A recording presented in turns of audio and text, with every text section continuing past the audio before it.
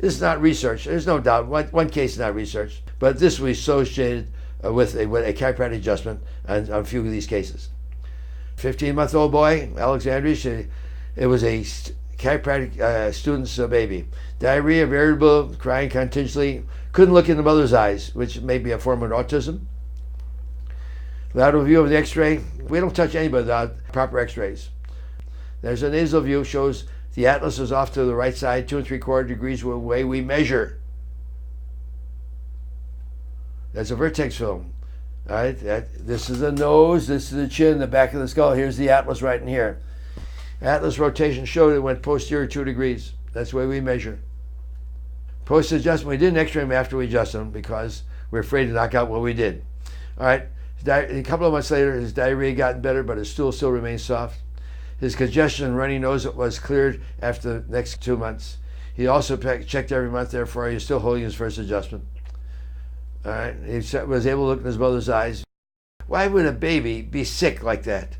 He had his head twist on delivery, or forceps delivery. That's why his babies are sick. Think about the sudden infant death syndrome babies. Half of them disappeared because they put them on the back and not their stomach. And why was there half of them disappeared? That came from England. When they're on their stomach, the head's twisted, it affects their breathing center. The American medical doctors a couple of years ago came up with the idea it affects the brainstem. Well, if it affects the brainstem, the breathing center is the brainstem. That's why we tell our patients, don't sleep on your stomach, sleep on your side or on your back. If you sleep on your side, your top shoulder's got to be back. Don't let the top shoulder fall forward. If the top shoulder falls forward, you're jamming up your neck again. All right, case study of Strumpell Disease, ankylosing spondylitis. That is, in case you don't understand the diagnosis, every bone in the spine is fused together. Every bone is fused. There is no movement of any bone in the spine, but maybe not the atlas. Somehow or other, I've seen a couple of these cases, and we're able to move the atlas. We don't know until we try, but let's go on to this case. A man 75 years old, with the laser light of examination, we could check the spine in 3 different dimensions with laser lights. Here the hips are tilted, laser lights on there, one on each side. The shoulders are tilted, one laser light on each side. Now right after the adjustment, we're talking about immediately after, the hips level off, the shoulders level off to a great degree. Immediately, man 75 years old I think it was. His legs were affected. He also had Alzheimer's disease, which he didn't tell me about later on, that his Alzheimer's improved. All right, here we have the chart. Notice the laser lights on the hip level, how tilted they are. The dot over here shows you the twist, where that dot should be over here, the twist of the pelvis. Over here, the dot became more centered to a twist of the pelvis. The shoulders are out of level. The shoulder dot came more towards center. All right, the twist came out of the shoulders, and to a great degree, the twist came out of the hips by a degree. Shoulders level off. We were able to move the atlas. One more time. The brainstem, in the central reticular formation of the brainstem, lies the facilitator and inhibitors of the muscles of the body. When there's an atlas subluxation, it inhibits the inhibitor, and the facilitator is over-accentuated. That's what pulls up one hip higher than the other. Case study of scoliosis, where chiropractors can help scoliosis. This is going to be published in the near future. Here we have a 44-degree scoliosis case of a 15-year-old girl. Now, 5 months later, one adjustment. Remember, only one adjustment. The 44-degree scoliosis came down to 30. One adjustment. That's what the brainstem does. She held that first adjustment. And whenever she came in the office on succeeding visits, her legs were even when she was lying down, her hips were level when she was standing up. Later on, she came down with acne, and she lost her adjustment. We adjusted the case, and the acne cleared up. As far as I'm concerned, anytime a patient has acne, we give them an adjustment, and in 30 days' time, you can see that the acne improves and is much less. It's not normal for people to have acne. When it's stress the base of the brain, it'll also affect people developing acne. Remember, I have 52 years of experience at this. It's a lot of experience, and I can make these conclusions, and I feel that not only am I sincere, but I got enough cases behind me and experience behind me to make these statements. All right, another case. A daughter of a chiropractic student, got a 3-year-old female, fever for over a year. Fever went as high as 107.8. After we adjusted the child, no more fever 3 weeks after the first adjustment. She held that adjustment, I think, for 8 months, I think it was. I think we readjusted recently. Here's a nice case. Jessica with hypertension, tachycardia. An 8-year-old girl, she went to Mayo Clinic for 1 week. She came to me after Mayo Clinic now. Her blood pressure was 150, heart rate 150. We adjusted her the first few days. She did not hold the adjustment. We adjusted her one more time. A month later, blood pressure was down to 108 and heart rate was down to 70. Her father was a preacher, and he told me God gave me my talent. It's very possible. I'm not a religious person, but I will accept any notoriety I can get. Here's another case that you should find very astonishing. Shirley with Arnold-Chiari formation. Arnold-Chiari formation. That means the tonsils of the brain are coming through the frame of the magnum.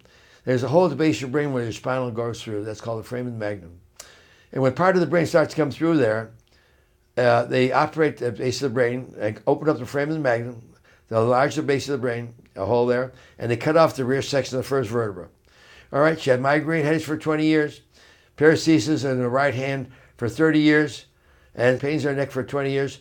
She was referred to Mayo Clinic for this type of surgery. Just before she went to Mayo Clinic, her father-in-law sent her over to my office. I asked him to. In fact, I begged him to.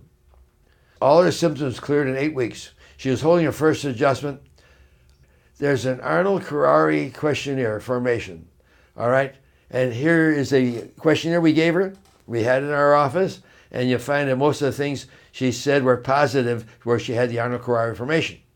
Now, she filled out another questionnaire later on. The symptoms were negative. And mind you, she said, not since she came to see Dr. Dickholtz. All these symptoms cleared up to, and this is her lateral x-ray. I want you to notice the lateral film here, the exostosis on the, second, third, fourth, fifth vertebra. Look at the neck falling forward. Why do people have this exostosis? Why do the vertebrae change shape? I don't know if the medical doctors looked at this, but if that neck was in the vertical axis, could you see the weight would be falling on the pre and post hypophyses? Where the weight falls forward, the vertebra is going to change shape. When I see this much exostosis, the vertebra change shape, I got to say there's 35 years of damage there. As far as I'm concerned, her head was twisted on delivery, and this was caused her spinous to be twisted this way, and her spine to be out of balance and twisted this way. These are her x-rays before and after. She had atlas laterality 3 degrees, and the atlas was reduced down to 0. In other words, we moved the atlas underneath the skull. Took the stress out the base of the brain, using the measurements the way we measure x-rays. This is what's called the vertex. And these are what we call proper vertex films. All right? The atlas it was off to the right side, anterior half degree, and after we adjusted the patient, it came down to 0. In other words, we use lead filters here. There's 9,000 lead here, 6,000 lead here, 60,000 lead on the side. We have a chin center device over here that centers the chin. The gabella's on center. The shoulders are on center. The butt is on center. These are perfect vertex films.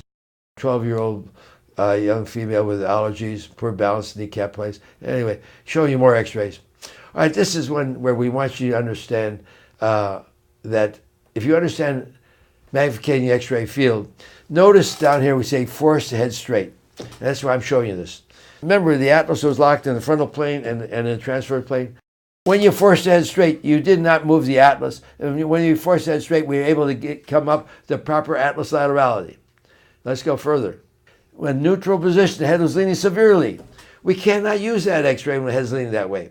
That's why we took the other x-ray where we forced the head straight, eliminate the magnification of the x-ray field. We can use this neutral setting to measure the atlas in relationship to the horizontal line, the neck in relationship to the atlas, the head tilt in relationship to the vertical line. And after we took all those calculations, when we gave her an adjustment, see how straight everything was? That's in a neutral position now. The atlas got down to a quarter degree atlas laterality. Neutral position, neck straight. When you understand magnification in the x-ray field, you should do this when you work with this type of measurement. We use filters, lead filters that I designed. There's a B filter, an O filter. We won't go into detail on that. This is the vertex film, before and after. Over here, the atlas was right, posterior 1 1/4 degrees. Over here, after we adjusted the case, there was no rotation of the atlas.